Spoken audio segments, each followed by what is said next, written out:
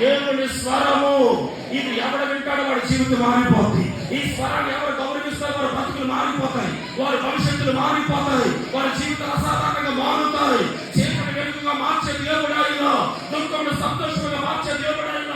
పాడైన పొరముల కంటే దేవుని స్వరం అది, పాడైన జీవితాల కంటే స్వరం అది, పరిస్థితులు మార్చే స్వరం అది, మన కన్నులు తుడిచే స్వరం అది, మన అడుగులు స్థిరపరిచే స్వరం అది. నాలాంటి వాళ్ళు కూడా క్రమపరచడానికి మీకు ఒకవేళ ఇలాంటి మాటలు చెప్పాలి. దేవుడు మాట్లాడడం, దేవుడు మాట్లాడుతాడు.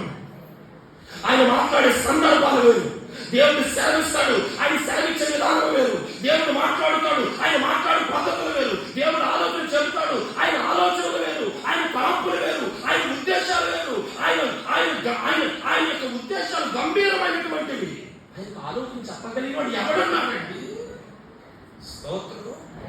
ముగించేస్తున్నాడు. రాత్రి దేవుని స్వరము